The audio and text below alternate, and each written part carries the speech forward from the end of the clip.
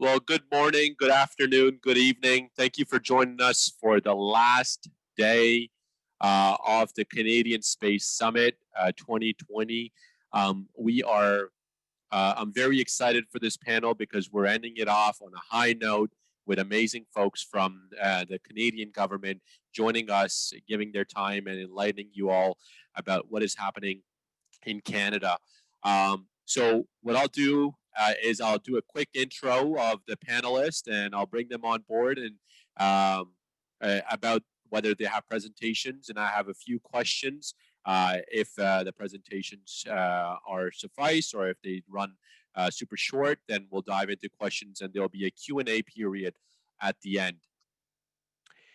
So I'll start off with Melanie. Melanie Campbell is director of the Canadian Minerals and Metals Plant Secretariat. Housed within Natural Resource Canada, the Secretariat coordinates the development and the delivery of pan-Canadian plan mandated by Canada's Mines Minister. Ms. Campbell has been with Natural Resources Canada for over 25 years, where she has worked on numerous mining-related files. She was formerly a Deputy Director of Strategic Policy, where she advised on legislative, regulatory policy changes with implications for the mining industry. Ms. Campbell has previously worked on areas of public policy relating to natural resource development with a focus of environmental and regulatory issues and Indigenous participation in mining.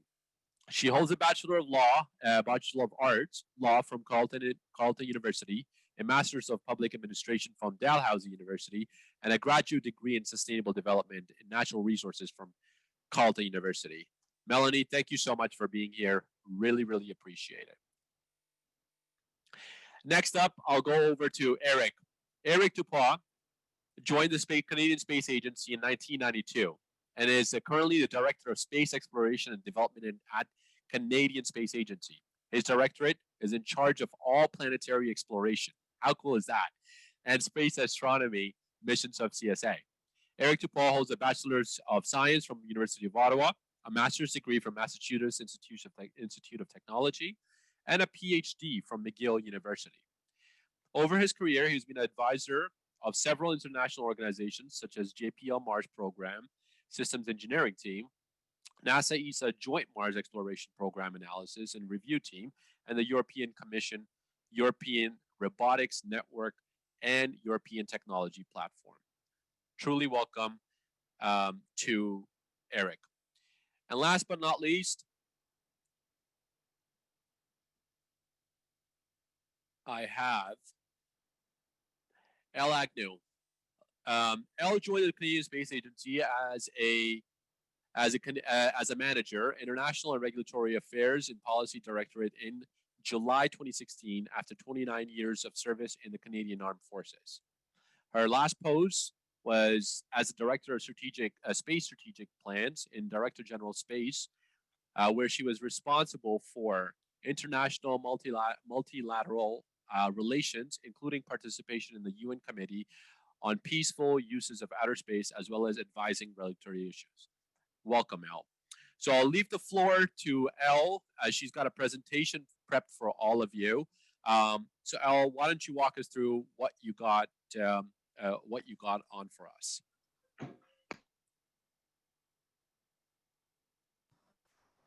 Hi, thank you very much, and thank you to the to the organizers for inviting me to participate in this meeting today. I'm very happy to be here. As I was introduced, I manage international and regulatory affairs, and spent my summer this year working very hard on the Artemis Accords along with the other signatories of the Accords. So that's what I'm going to talk to you about today. And I see it takes a little while for the slides to catch up. I have clicked it though, so hopefully, oh, there we go. All right, just to provide a little bit of information on the Artemis Accords. The CSA president signed the Accords on the 13th of October, so it's only been just over a month. on the margins of the International Astronautical Congress, and all space geeks know about the International Astronautical Congress, the biggest civil space event that we have. So when the president signed the Artemis Accords, I've put the quote in here, she talked about the fact that the Artemis Accords are an achievement, an important achievement for safe and sustainable space exploration, but more work is needed to further solidify the framework for deep space exploration activities, both nationally and internationally. And that's absolutely what I'm going to talk to you about today. You can see at the bottom of the slide the countries that joined us in the signing of the Artemis Accords. We have Australia, Italy, Japan, Luxembourg, the UAE, United Arab Emirates, the United Kingdom, and the United States. So why did the CSA president sign the Artemis Accords? Well, first of all, it ties directly to the mandate of the Canadian Space Agency, which is to promote the peaceful uses and development of space, to advance the knowledge of space through science, and to ensure that space science and technology provides socioeconomic benefits for Canadians. She's also responsible, the CSA is also responsible for assisting the Minister of ISED, in coordinating Government of Canada's space policy and programs. So before discussing actually what the Artemis Accords are, I want to talk a little bit about why Canada signed the Artemis Accords. So in order to know that, we have to go back a little bit in history. The core of everything we do in space is the Outer Space Treaty. It's important to put the Outer Space Treaty always in context. So the Outer Space Treaty was written during the height of the Cold War. For those of us who are old enough to remember the Cold War, it was very tense period between the United States and at that time the Soviet Union. So the Outer Space Treaty was effectively a disarmament treaty. There was great concern on both sides of the space race, turning space into a weapons frontier. The height of the Cold War, all the nuclear weapon concerns.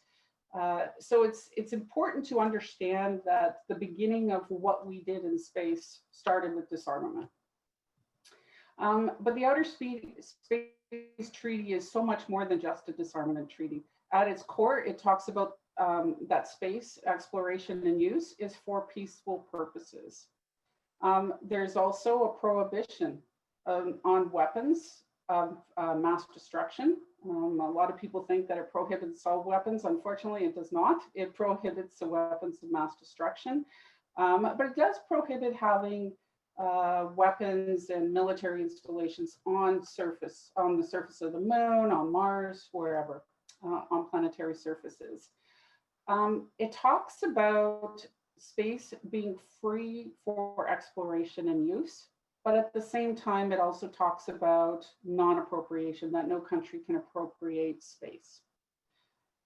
One of the key elements of the Outer Space Treaty is that nations bear international responsibility for their citizens.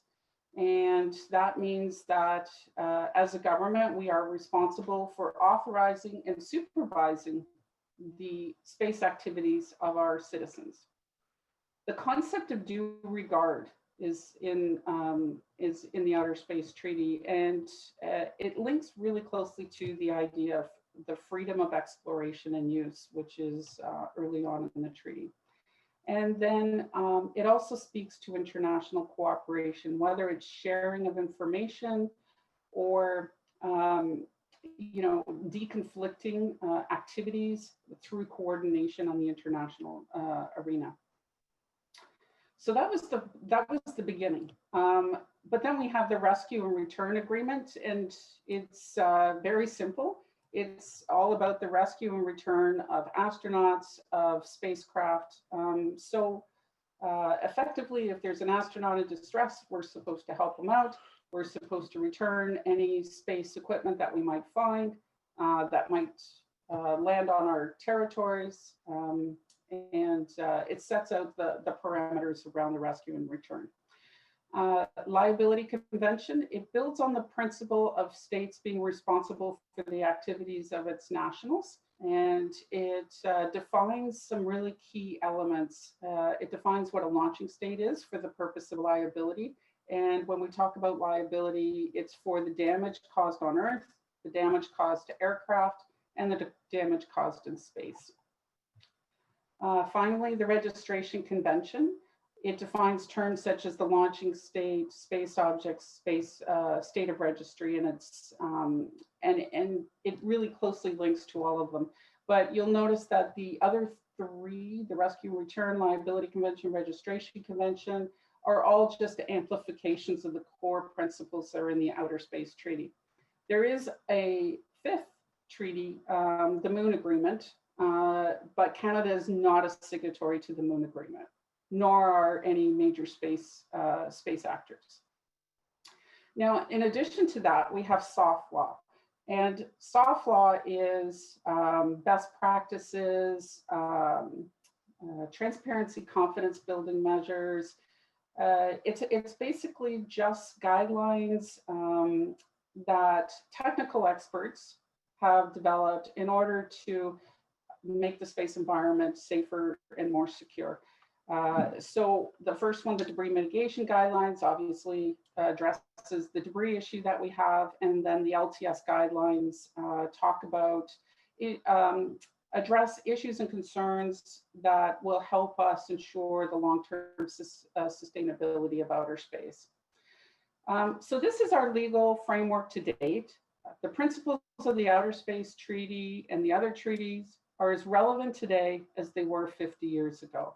So while that is definitely the case, it's still hard to imagine that the developers of these treaties could imagine the space that we have today. So with our legal framework around outer space activities, we also have to add into that, what are our ambitions in space? So the world is very ambitious when it comes to space exploration. There are a number of space exploration missions, both unilateral, multilateral. International groups such as the ISEC-G, which is the International Space Exploration Coordination Group. Erick will correct me if I'm wrong. Organizations like ESA, US-led Artemis mission, everyone is going to the moon. And they're going there for extended periods to plan and conduct operations or activities to prepare for eventually going to Mars. Now, add to that domestically, here in Canada, we are committed to space exploration.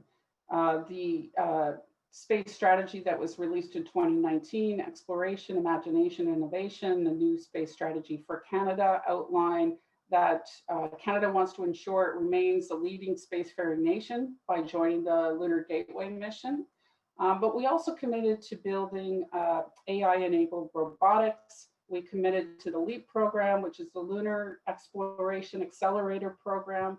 And part of that also is to have a space cadre. But in all of that, there's acknowledgement, when you look at this as a whole, that we're not going to be doing this alone. We're going to be doing this in partnership. Space exploration is multilateral. And it's a big change from when the treaties were developed, where it was basically the US and the Soviet Union were the only ones who had any shot of getting to the moon. That's no longer the case. So I put down here that the bottom line is space exploration is multilateral. Space is multilateral actually, but definitely in the case of space exploration. So we have a legal framework that was developed about 50 years ago. At the same time, we're planning for missions to the moon and beyond. We know we'll be going there, we'll be going to the moon, we'll be going to Mars with others. We want to ensure that when we do that, we do so safely and sustainably. So effectively, what we want to ensure is that we take the treaties that we currently have and we operationalize them. We make them applicable for the operations that we're going to be conducting, whether they're on the moon or Mars. It's important to note that the Artemis Accords are a set of common principles to govern those activities, but it's in full compliance with our international treaty obligations. And you can read that as you read through the Artemis Accords, which I encourage everyone to do. So that's the context around why we joined the Artemis Accords. We also know that the US is making this their rules for joining them on the Artemis program. So the Artemis Accords are really about space agencies working together towards safe, sustainable space exploration activities. Okay? All right, so now the principles themselves. I know a lot of people have heard about this, and I actually sat in on the panel discussion yesterday on policy and legal issues, but I'm going to go through them very quickly. So the first principle, of course, is peaceful purposes. All activities conducted under the Artemis program are for exclusively peaceful purposes. The transparency aligns with the Outer Space Treaty. We're sharing information about space programs and scientific information. Interoperability. The idea of this is if we're going to be working with international partners, we want to make sure that our systems are as universal or there's a standard to them so that we can encourage other players to participate. Emergency assistance, what we're doing is taking the rescue and return agreement, and that was developed for astronauts who were emissaries of their nations. And we want to make sure that we're covering all potential astronauts, including civilian astronauts. Registration of space objects, basically it's the registration convention, but we're committing to working together to ensure that we register satellites, register any objects, because it's much more complicated these days than when the registration convention was first developed. Release of scientific data through space exploration. We can solve real world problems here on Earth. So we need to start sharing that data. We need to share it openly and transparently. And then, of course, orbital debris. We want to make sure that we don't cause problems around the lunar surface. So we're taking the orbital debris mitigation guidelines and bringing them to this new environment. These three principles are going to require a little bit more work to fully understand how we're going to implement them, because this is where we have a lot less experience and expertise. So, and they often involve new technologies or issues that we know we need to work within the multilateral to come to some sort of resolutions on them. So what we're talking about here is preserving outer space heritage. We all know we want to do something about outer space heritage. Nobody wants to trample Neil Armstrong's footprints, but we also know that we need to sort this out within the UN Committee on the Peaceful Uses of Outer Space. It needs to be multilateral. We need to sort out what activities should be permissible and which shouldn't for space resource utilization. We need to sort out issues around property rights, jurisdiction and control, international cooperation and consultation under the space resources issue. And then finally, deconfliction of space activities. We're committed to the LTS guidelines, the long-term sustainment of outer space activities guidelines. But how do we ensure that our activities are not interfering with those of others? So we're going to need to continue to work on those processes. And for all of these, we commit to working to taking the experiences we have on the surface of the moon and bringing that to the multilateral to continue the conversation around those issues to hopefully be able to make some progress on those issues. So next step, CSA is, we're consulting Canadians on a framework for space exploration. We're ensuring we meet our international treaty obligations in all the deep space programs we're developing, and the Artemis Accords are helping us shape that. We plan to take those experiences to COPUOS, the Committee on the Peaceful Uses of Outer Space. We're hoping that the Artemis Accord discussions will help spur the efforts on key deep space exploration issues such as SRU, space resource utilization, and heritage sites. And my last slide is really, this is our consultation website. So please take a look at that. We'd like to hear from you. We'd like to get your opinions. There's the email address where you can send us your views. And we'd like to hear what you think. What kind of structure should we put around the activities that we're conducting on the moon and beyond?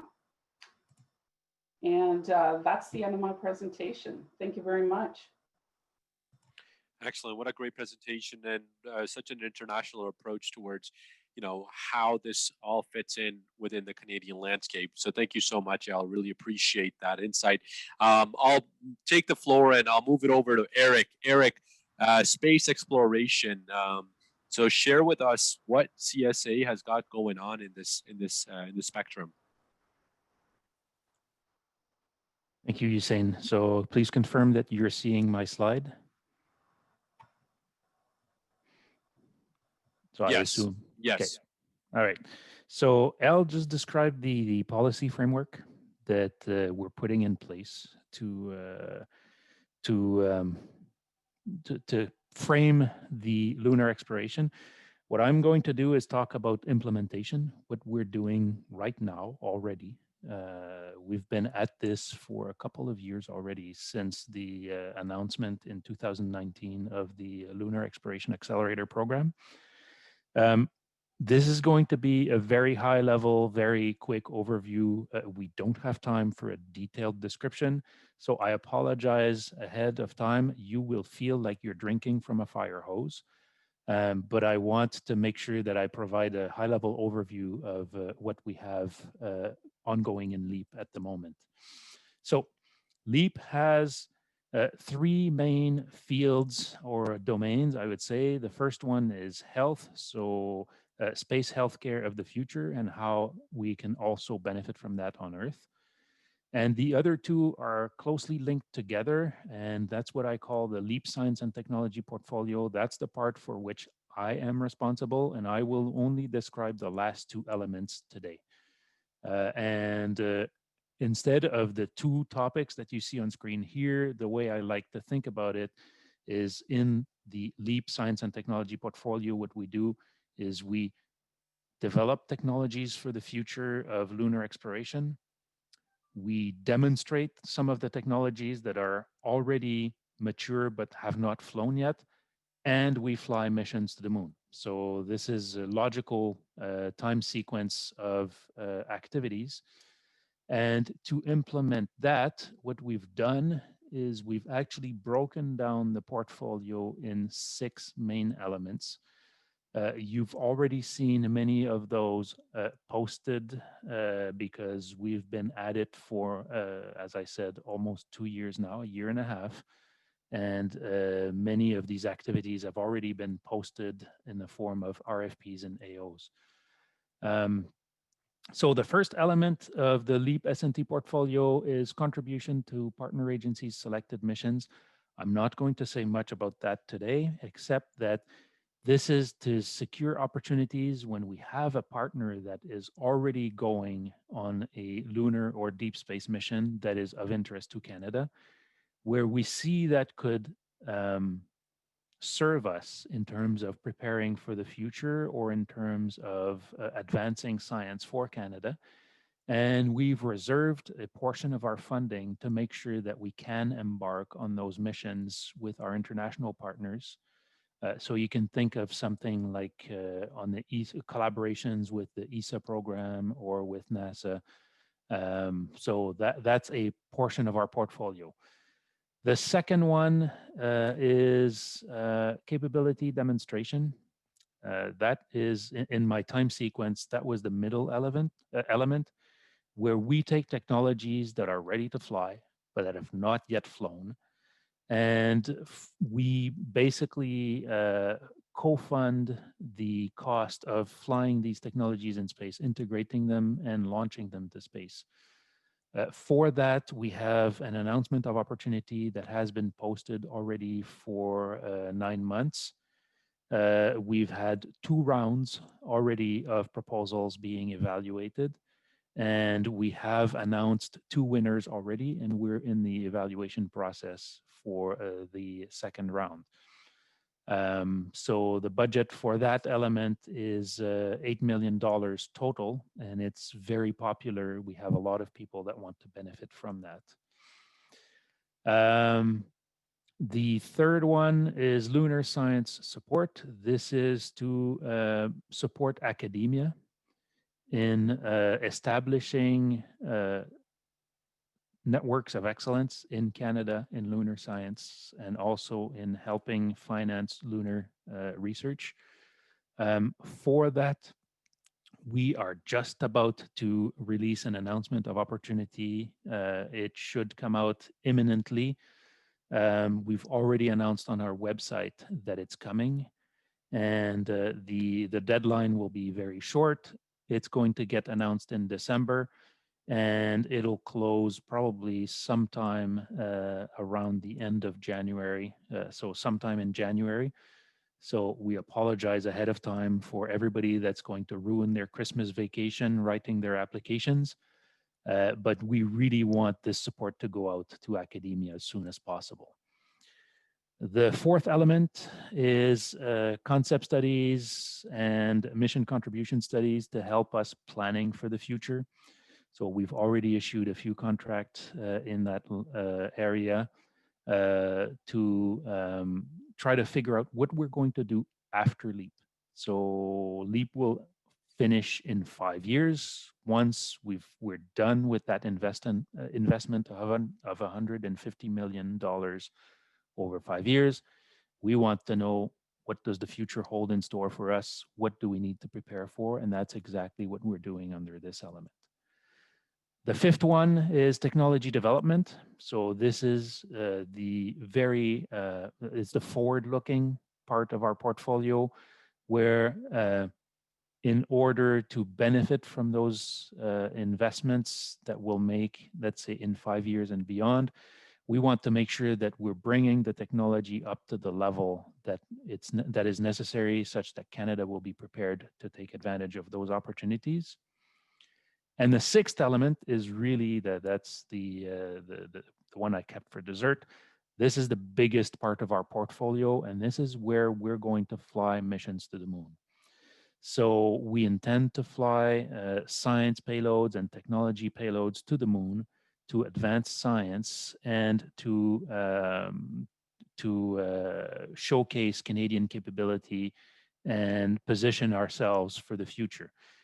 And those opportunities, what we have on the horizon, first of all, the very first one that will come out anytime now is the technology payload. We're going for a lunar rover mission.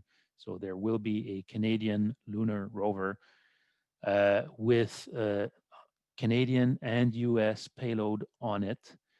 And that you can expect to see a request for proposals coming out for that sometime very soon in the new year in 2021.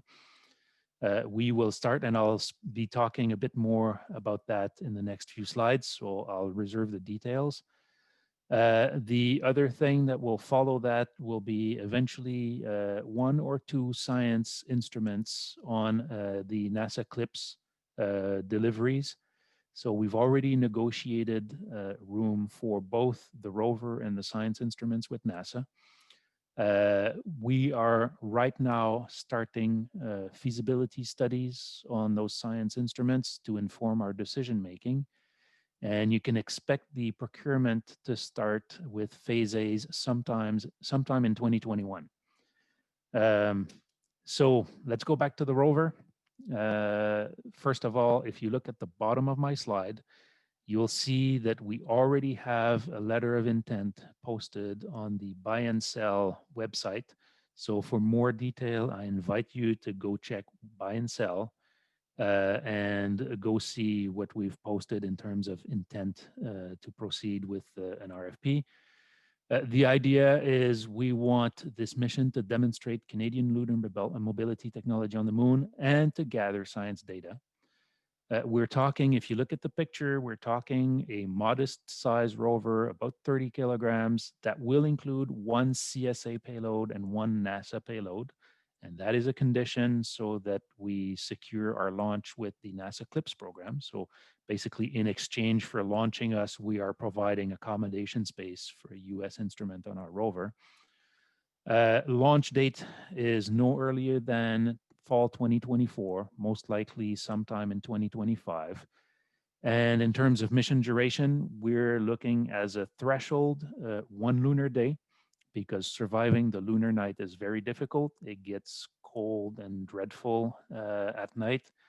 But our target would be to survive 1 night and operate for another day after that. I will leave it at that to give more time to all the other presenters. And if there are questions later, we can welcome them at the end of this session. So I will Well, stop. thank you so much. Thank you so much, Erick. And I'm sure, as I see here, the questions will start piling up. Now, last but not least, I'll leave the floor to Melanie to share about SRU and obviously the Canadian resource sector and where we're at and what are the plans there. Melanie, I believe you might have a presentation there if you'd like to share.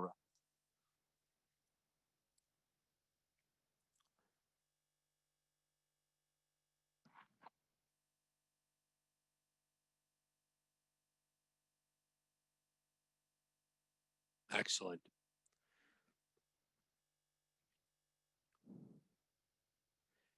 And you're just on mute, so.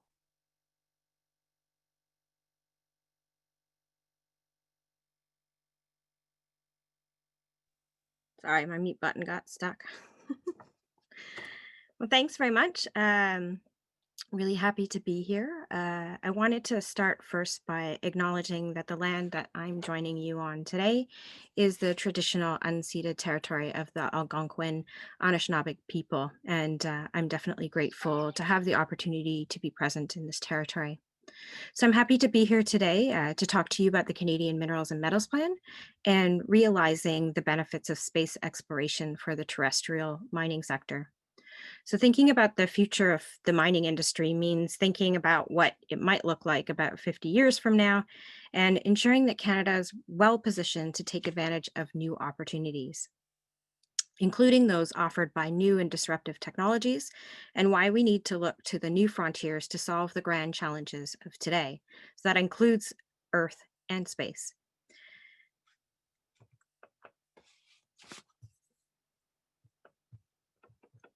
Oops, sorry.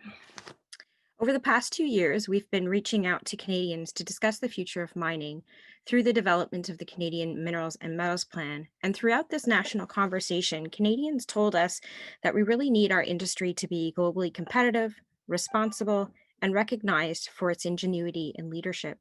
And to achieve this, we must promote collaboration across high-tech industries, reduce costs, maximize R&D efforts to advance solutions to build Canada's mines of tomorrow. The Science and Technology and Innovation Strategic Direction of the CMMP identified Canada's global leadership in new frontiers as an area for action. It recognizes the need to develop a policy approach for mining in new frontiers, including extreme climates, deep, offshore, and space, to foster investment in economic development.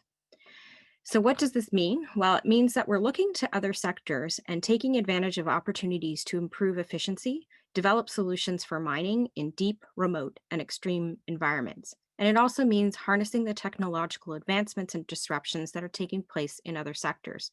So that was a great connection with Erick's presentation there as well.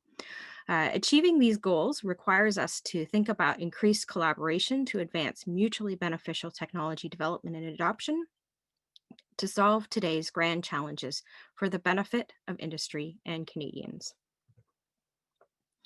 So as the Canadian mining sector sets its sight on economic recovery from COVID-19 pandemic and thinking about building back better, it's also looking to address key operational challenges. There's the potential for these efforts to converge with the parallel efforts in the space sector and through the development of remote autonomous technologies and next generation robotics. The safe and sustainable utilization of space resources is critical for deep space exploration. representing significant potential for accelerating technological advancements here on Earth.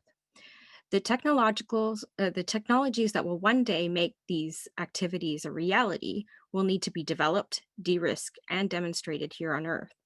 And this has the potential to stimulate technologies and processes used in the Canadian resource-based industries to achieve greater efficiency and sustainability in areas of shared challenges.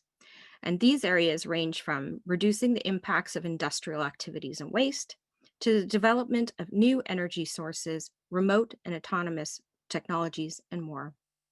The development of capabilities to support space resource utilization is a strategic opportunity to demonstrate Canadian leadership in science, technology, and innovation. And it's really here where we see the convergence of a number of interests across the various sectors, including mining, space, energy, manufacturing, and more. And leveraging Canada's strengths and potential for cross-sectoral collaboration could position Canadian firms and innovators to lead in the development of cleaner and safer mines of tomorrow. So as the Government of Canada consults Canadians on the framework for future space exploration activities, we'll also continue the conversation that we started through the CMMP. And we'll work to leverage Canada's mining advantages for science and technology breakthroughs here on Earth to drive industry competitiveness and realize Canada's economic future. So that brings me to the end of my very short presentation today, and I really look forward to our discussion and definitely happy to answer any questions. Well, excellent. I sincerely want to thank each and every single one of you for sharing your presentations with us. I've got a few questions for you, and then we'll tap into the questions that are coming from the audience itself. So my first question is a general question for all of you. You know, Canada's role in the international space community is very, very well respected. Where do you think that Canada can become a leader in space exploration on the policy side and on the program side? So we'll start off with Erick. Erick, what do you think?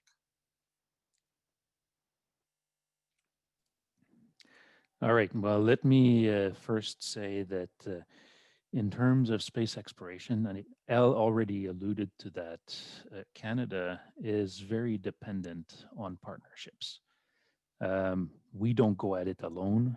We always dependent on our partners to implement everything we've done in space exploration, planetary or astronomy in general. So that is one of the roles that we can play as a federating state to bring people together. We're lucky in the sense that we are friends with NASA, our friends south of the border, and we're also an associate member state of the European Space Agency. So strangely enough, we also very often end up as the honest broker in those discussions between USA and Europe.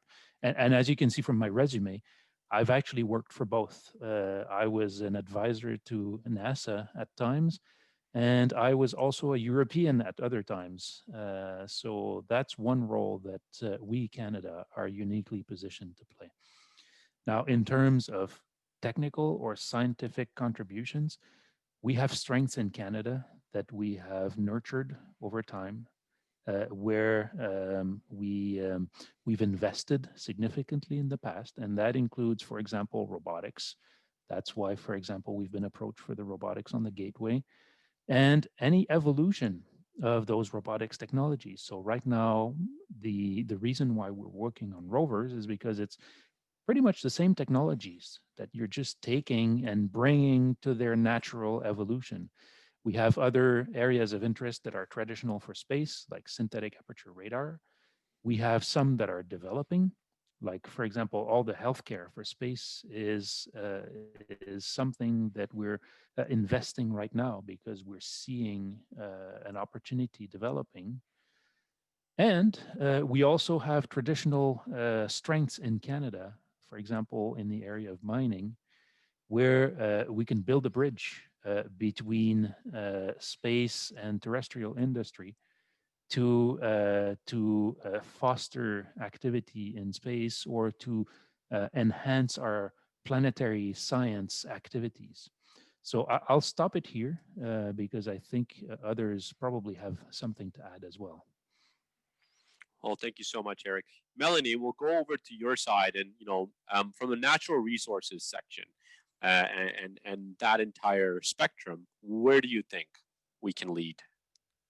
Thanks. Yeah, absolutely. There's no doubt that Canada is an innovative nation, and we as a country are definitely aiming to be that global leader in science. The accelerating pace of innovation, technological change, and entrepreneurship has definitely opened the door to new possibilities.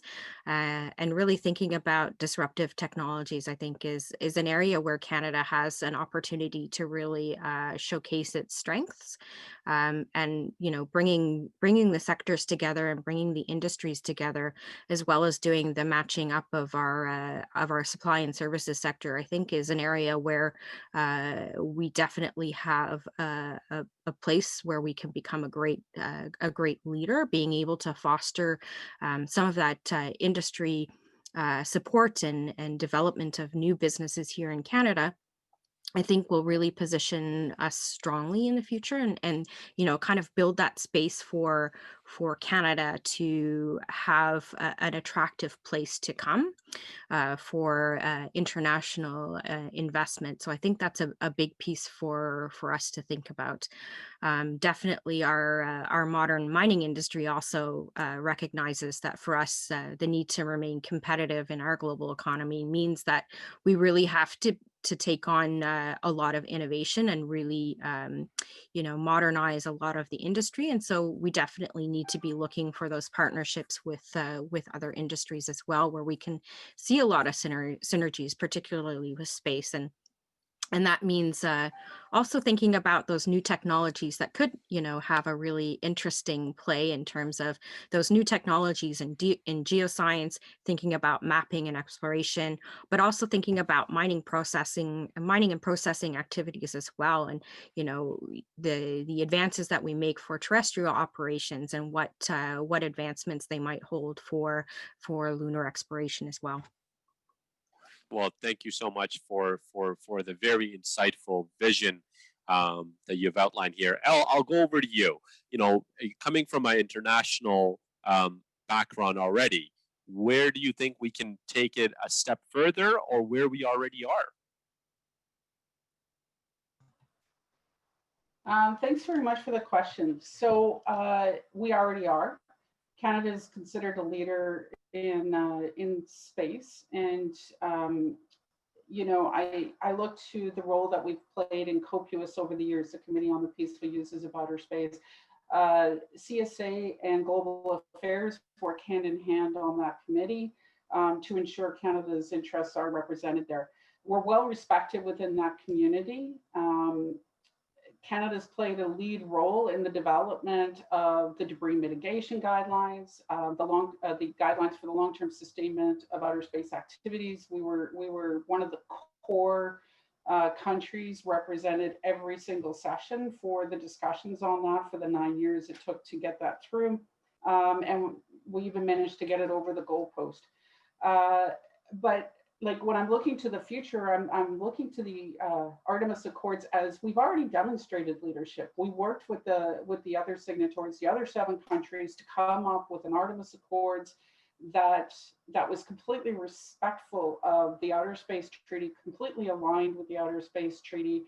And it's something that we know we can use to influence or to at least spur the discussion within the multilateral. So it is my hope that as a group, the 8 countries, and we do represent kind of an interesting mix of countries. We have one country that's already signatory to the Moon Agreement. We have a developing country when we look at the United Arab Emirates.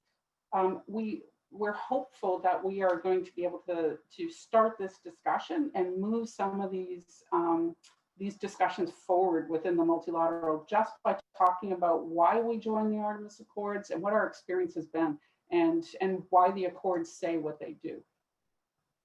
So I'll leave it at that.